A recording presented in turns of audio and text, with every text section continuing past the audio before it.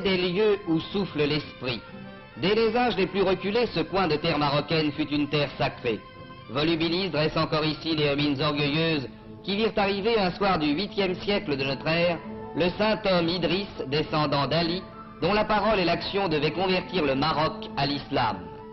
C'est près de là, dans le creux de 2 collines, à l'endroit où il aimait aller méditer, que s'est élevé au cours des âges alentour de son tombeau, d'abord un village, puis une bourgade, enfin une ville, Moulay Idriss.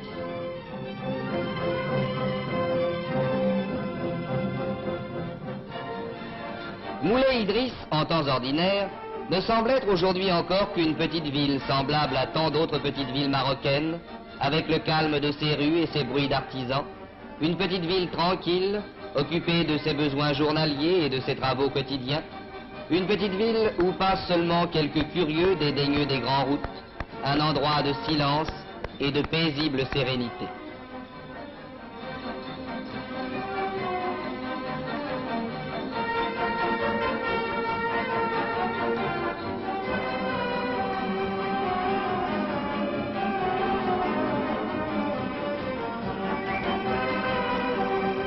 Tout au plus, le marché jette-t-il une note plus haute dans ce concert de tons mineurs. Marché ouvert en plein soleil, au centre d'arcades rustiques où sommeillent les mendiants.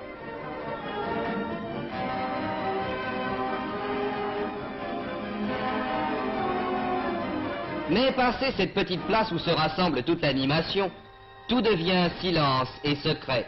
Des ruelles vides s'enfoncent vers le centre de la ville, et soudain, au travers d'un porche, c'est la poutre qui barre l'entrée de la ville sacrée. Aller plus loin n'est pas permis. Seuls les musulmans peuvent s'avancer vers la mosquée secrète, où dort depuis 1200 ans le descendant du prophète. Une semaine dans l'année, cependant, Moulay Idriss s'emplit d'une foule. Venus de tous les points du Maroc, des villes comme du fond des provinces, des milliers de fidèles convergent vers ce lieu unique où la sainteté leur donne rendez-vous. C'est la semaine du Grand Moussem. Par famille et parfois par tribus entières, venus à pied ou sur leurs ânes de leurs douars lointains, se déversant d'autocars poussiéreux, ayant couvert parfois des centaines de kilomètres, les pèlerins arrivent, apportant avec eux l'humble décor de leur vie, car Moulay Idriss, avec ses 10 000 habitants, est un centre beaucoup trop petit pour assurer un abri passager à ces milliers et ces milliers de pèlerins. On compte en effet chaque année de 80 à 100 000 fidèles venus s'incliner sur la tombe du saint.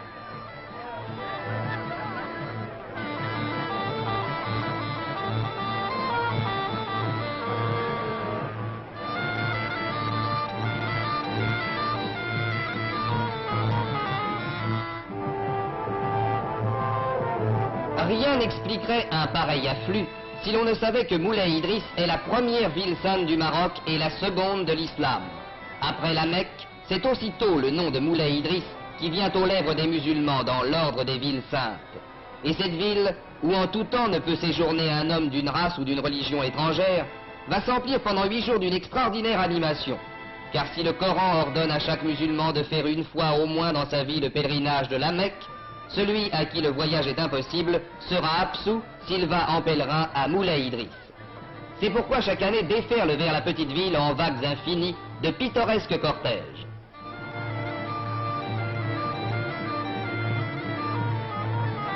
Sur la pente des collines qui entourent Moulay Idriss, une nouvelle ville s'élève.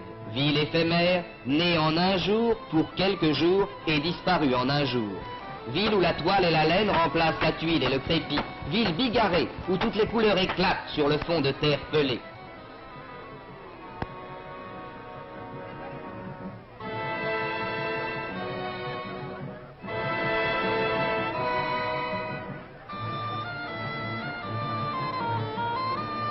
Ville sans passé et sans avenir, où se répètent cependant pendant 8 jours tous les spectacles coutumiers qu'offrent les villes des hommes de ce pays.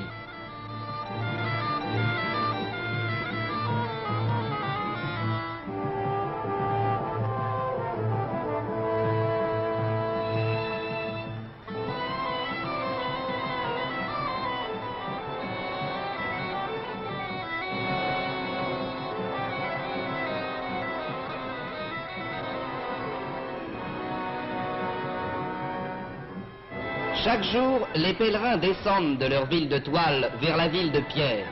Ils s'enfoncent dans ces rues pour gagner la mosquée, où dans la paix de son Dieu, le saint homme Idriss leur dictera ses conseils. C'est une foule qui se presse devant la poutre qui barre l'entrée de la cité interdite. C'est une foule qui monte vers l'immense sanctuaire où la piété la prosternera.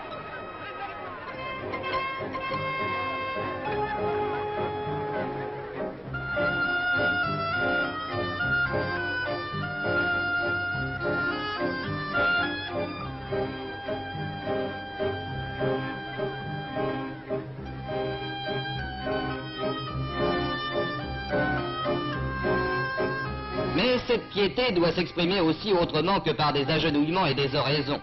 Le saint ordonne la charité, et chaque jour aux miséreux sont faites de grandes distributions de nourriture. Si ton frère n'a pas de pain, donne-lui un morceau du tien, énonce la loi de charité.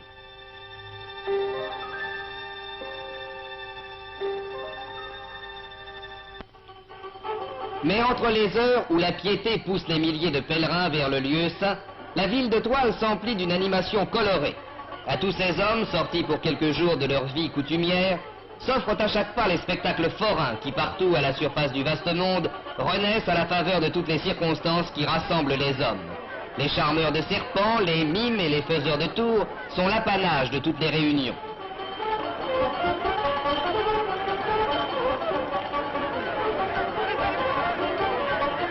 Mais ces jeux et ces spectacles de maigre allure ne sont que le décor banal des journées.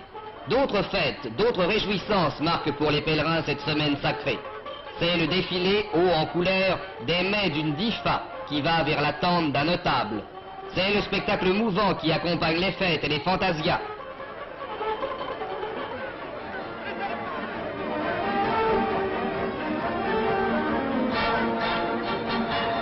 Sur les remparts, sur les murs, aux fenêtres, des foules regardent arriver dans la poussière lumineuse d'autres foules. C'est un notable qui passe accompagné de ses cavaliers. C'est un chef qui arrive, précédé de musiciens. C'est 1000 visages qui passent dans un rythme extraordinaire, dans une folie de mouvements et de couleurs, et qui restituent pour un jour l'image sang et or des hautes époques.